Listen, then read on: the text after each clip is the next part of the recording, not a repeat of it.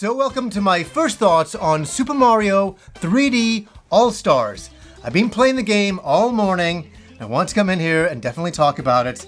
And it seems strange to me because it feels like it was a matter of weeks ago that it got announced. And today it finally came out.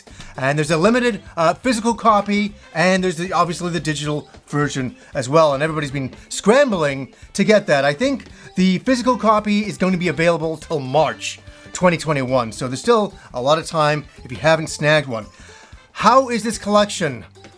Man, I love these games. I gotta say that right away. I finished them all the day, the weeks that they came out originally. I've been a big fan of Mario my entire life, and to be able to play these on one single cartridge, it's pretty cool. And we have Mario 64, Mario Sunshine, and Mario Galaxy. No Mario Galaxy 2. That's a big thing that a lot of people have been talking about. But we have three excellent games. And how are they? I want to talk about each one specifically and why the games are so cool. Okay, let's talk about the menu system here. I saw online people were complaining about the menu system. I didn't want to see it. People were like, oh, I don't like the menu system. I was completely fine with it. I don't know what more you could want. I could select each game, and then I could select the soundtrack. And I could go straight in and play a song.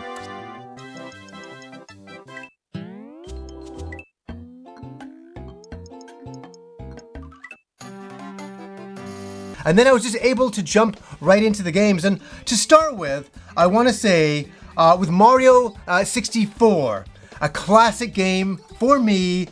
My physical copy has disappeared over the years. I don't know what happened to it. It went down a pipe hole one day or something. Still upset about that, but I'm happy that I can play it again on cartridge and on handheld.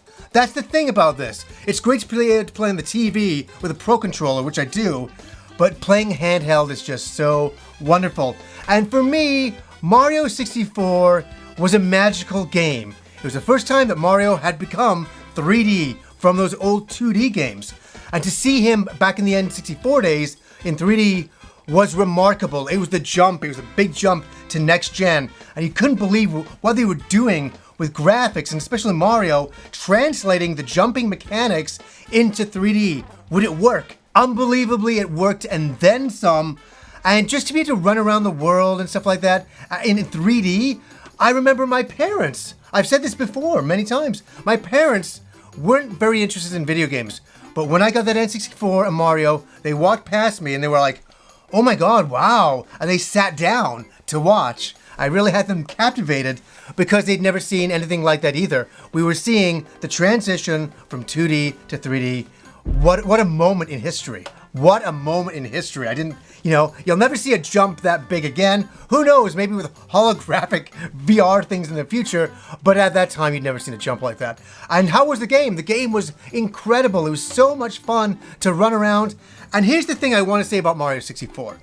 There was an air to it of mystery. There was this really kind of magical energy with the game because it was so new and so fresh that you didn't know all the hidden secrets within it. You didn't know what they were hiding within the game. And the game pulled it off incredibly well. A true classic for all time.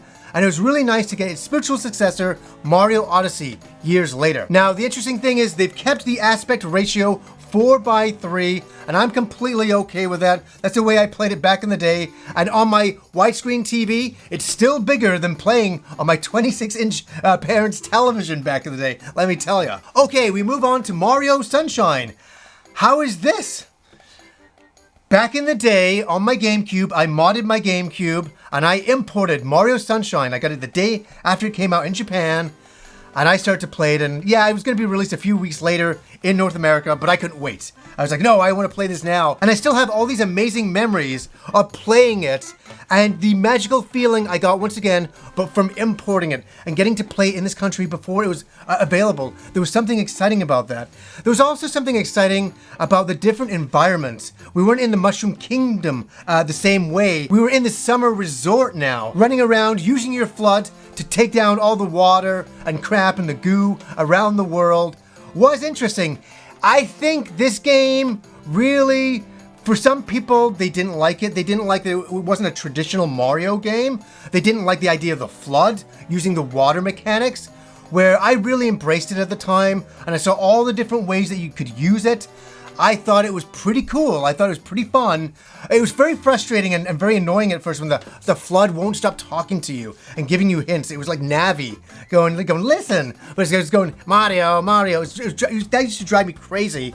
But running around the summer vacation spot was really awesome. The environments, the water, the creatures, the game really captured my imagination, and I played it in the middle of summer. I have a lot of nostalgic memories 18 years ago playing it, and to play it now is really fascinating to see it in widescreen.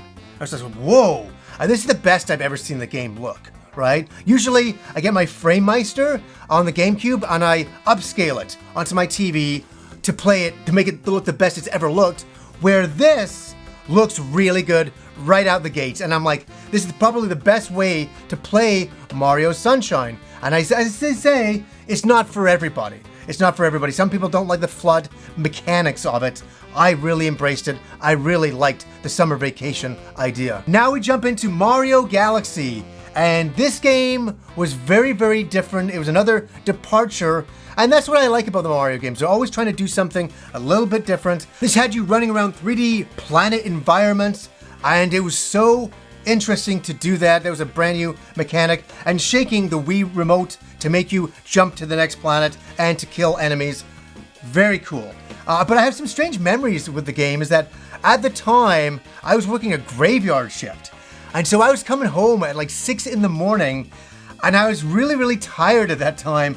And I'd be playing the game, and I was in some like dream world playing the game. It was so wild on the Wii back then. And it was really interesting to play it again today, because all of a sudden you have to use your controller as the Wii remote at times to save your game. I had a hard time doing that at times. But the game itself is, I've said it, before with the past couple of Mario games, it's magical. It is. Like, Nintendo sometimes really gets it with Mario, that magical feeling, and this game just oozes it as you're running around the levels.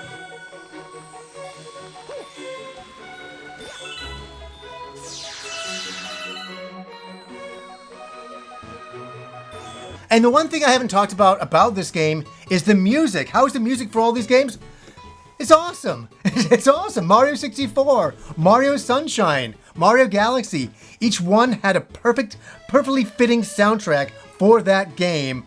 And you can't go wrong with any of these games. Honestly, all of these games I highly recommend.